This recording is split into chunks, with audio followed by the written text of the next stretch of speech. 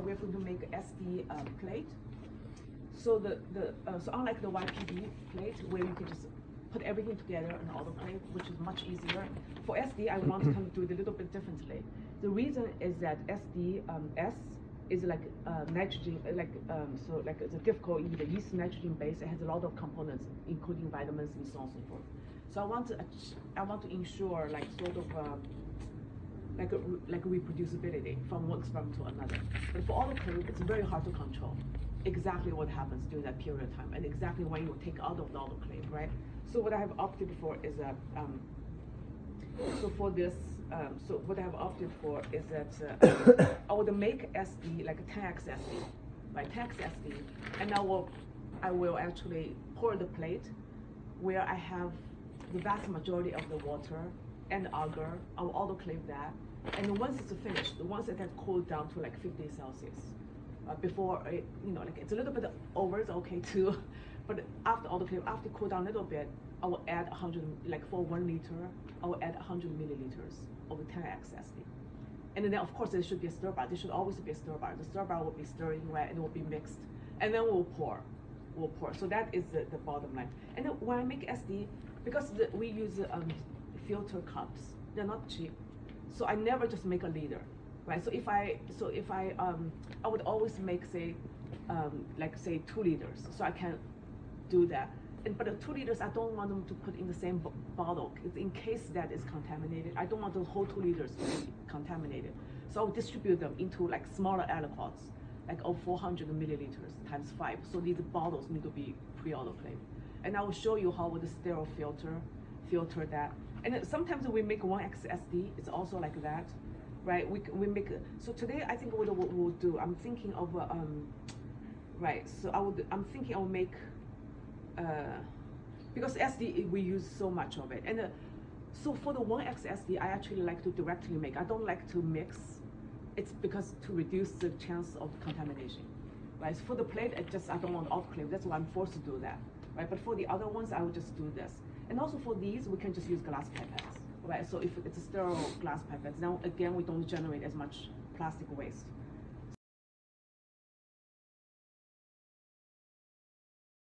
And because I generally don't trust these, so I will actually rinse it with DI water first.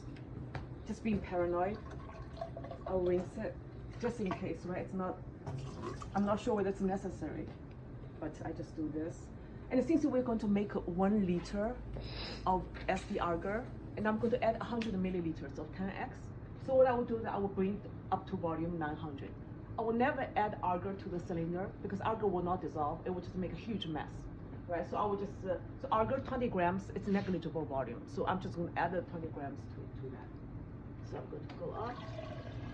Right, so if you look at,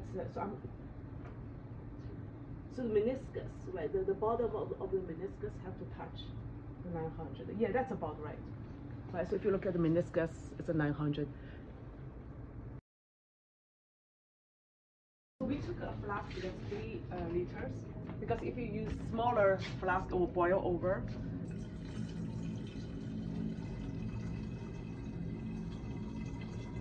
Yeah, I think that's reasonable, right? That's reasonable. But but I'm not going to add. So actually, that what I will do, I will add. So it seems like okay. I'm just trying to see how much that is. Because whatever says 1 liter, it's not actually 1 liter. So for these flasks, I never trust this. So I just want to have a feeling of how high it is. Okay, so that seems okay. So you're not adding all 900? Because I want to rinse in case I will add, but after I add agar, I might rinse it down. So that's why. So you're going to keep the extra volume to rinse the agar off the side? In case the agar gets stuck on the side. It's just the weighing bolts here, so we just take one, say like I just go from the bottom. Right, so we zero it. So now we got back to agar. For SD, I'm particularly peculiar. It had to be from Bacto, but for the other YPD, I don't think it matters, right? So somehow like SD, I'm just like this agar, it solidifies it solidifies the media so that the whole solution will become an agar that you then pour for plates. So 20 Generally, I don't recommend you to pour because it will be very dusty. But for this one, I know you can. You can. It's just faster that way, right? Just faster. But anyway, like 20, right? We're still quite far, so. That is the right. So it's 19. So then near it, you could use this, right? But the point is, like whatever I go in, I never touch it with my fingers, right? I don't want stuff on my hand to possibly contaminate, right? So now it's much more controlled. It's much more controlled, right? And I don't. And the closer it is, the less I'm going to use, because the rest I'm just going to dump it. I'm not going to return to the bottle. 7.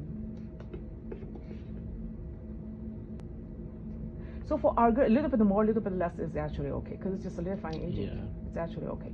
But in general, when you do precision kind of thing, you will just do a little bit like so. Sometimes you can tab it, then it's really okay. 20, right? 20.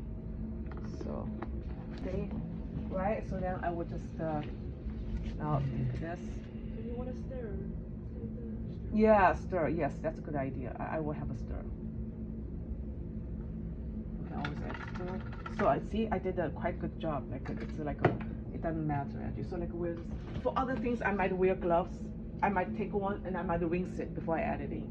Right. So this is because you never know when other people reach for this, whether they are wearing gloves or whether they are as careful as we are. Okay, now good. So just do this. Right, and then I will do the rest. So it seems I could have just added everything at the beginning. Yeah, I think this one should be fine because it's quite tall. And now we're going to autoclave. For this, so we're going to have double cover and with autoclave tape. Okay, so but for this it's still more or less okay because I'm going to have right like this, and some of these you can just use like that. Right, so with 4 layers, I feel like it's fine. It's like so. Then you just use autoclave tape over here, and it's also a good idea to label this and saying sort of like it's always a good idea and then label SD plate, right? But of course, it doesn't have SD yet, right? So it's like minus SD, so it's not. It's just water basically. Okay, so we can then put it in Thomas thing, and then it can auto again. But I'm not going to mix because it's not going to dissolve. Agar will not dissolve. Yeah. It is only there when I add 100 milliliters. Yeah. Of SD there, I will stir. Oh, okay. Yeah. So you will never. It doesn't matter how long you stir. It will not dissolve. It had to be autoclave. During autoclave, it will be melted. It will dissolve. Right. So.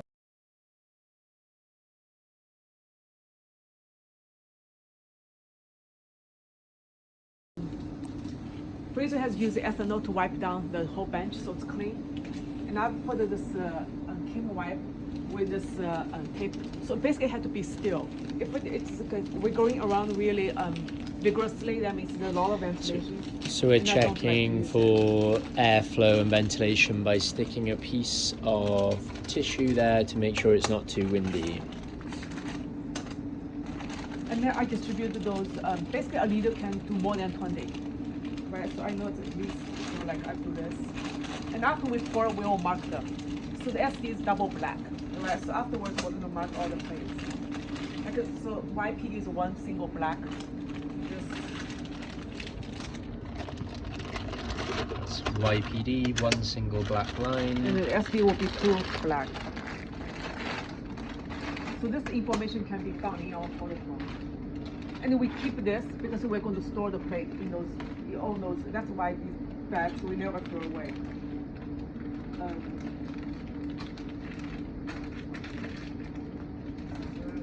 And I don't like to. I like to just use scissors to open rather than just tear it open, because this way you can seal it more neatly, right?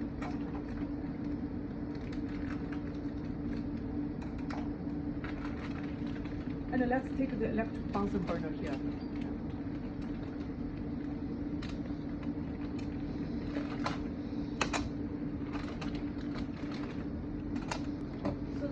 No on-off button. The minute you plug it in, start to heat up, and it will become red. It will be like red hot. It will become red hot. Be careful of this. Yeah. Yeah. So where do you touch and where you don't touch? Like what? for the Bunsen Bunsen burner. burner. Like You can touch the I haven't used it yet, but you can touch the bottom but not the top.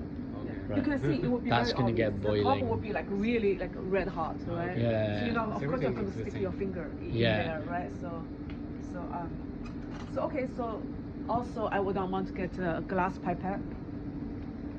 And we need to add 100 Yeah. milliliters. So like with the ethanol bottle, and I'm going to use the paper to. Of course, I just and I don't throw it away. You can just like that's kind of the clean area. I just do it there. And for this, because I'm going to do 100 mils, 25 mil times 4, right? And I think I will change it in between, because we can just wash them, right? So I don't need to worry. For plastic, I'll be more worried, right? Because am I supposed to dip it back or not? Right, so that's why I actually like glass, so I can use them without feeling guilty, right? So you can see, it's turning red. So I will wait until it becomes red inside, right? It's red hot. It's red now. You see that? It's red. It's orange at least, right? So now we can take that over. Look at the tanks. I will take the tanks here. Right? I just like do everything around the Bunsen burner, and so I plan to maybe move over a little bit.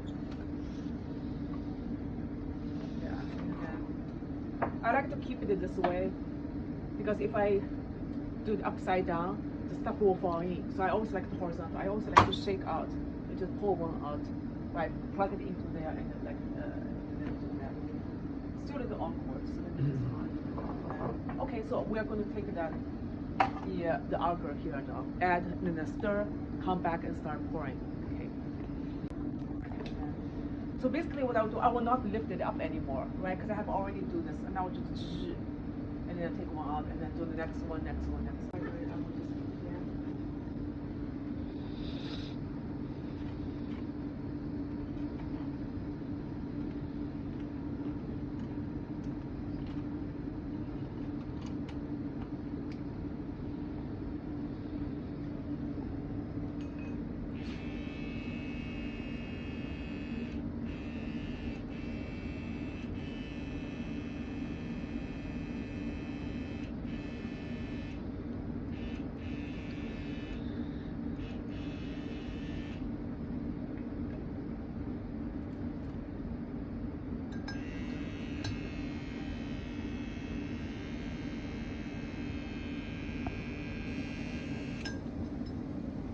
good to go around the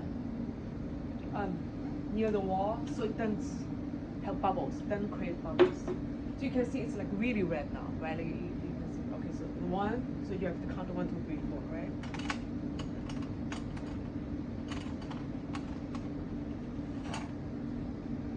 Sometimes there's a lag. If ideally there should not be a lag, but sometimes when you pipette something viscous, there'll be a lag. You have to be patient, wait until all the liquids are out, right? And then, so when you open the lid, right, I always have to face down. I don't ever have to face down because it's like asking for trouble. So now I'm down. So do this, close. And also I want to say for if you this one you need to feel really comfortable, because especially with sterile technique, it's really important. So afterwards, I just put aside, then I just put aside, and now we're going to stir, right? Because so then I do this. It's again superstition. I don't know how useful it is, but I have been doing this, and my plates have been fine, so I just stick to this. But I want to stir. I want to make sure it's well mixed, right? And sometimes because I went to the wall, right? So I would just go around to the wall to make sure that. And you don't need to stir very much, because it's a liquid, it can be very fast. But you don't need to.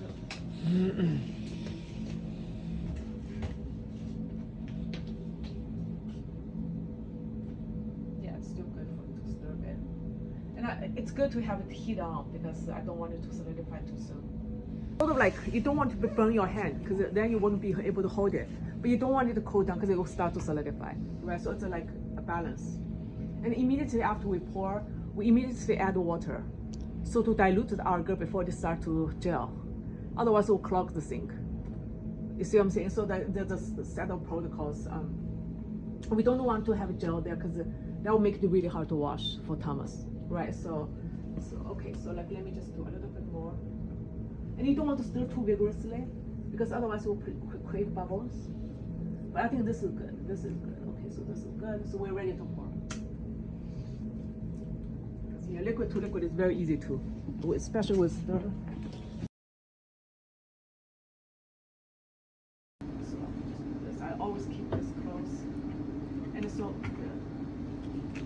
So this, unfortunately, will need to be uncapped. Side again, I keep it in the side.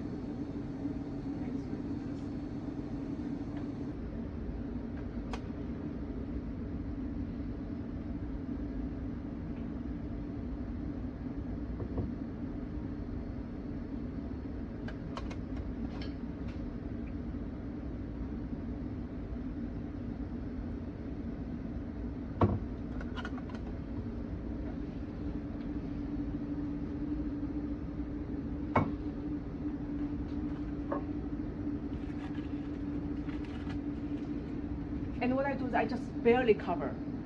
Because of course you can put more, right? You just have fewer plates. Then you have to pour it more frequently. And this is heavy, so you have to control your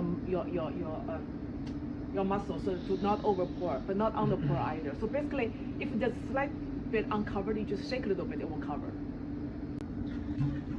Right? You want to Immediately adding water after finishing pouring to make sure there's no agar left for the cleaning process. It will not form a gel, right? And then it might clog.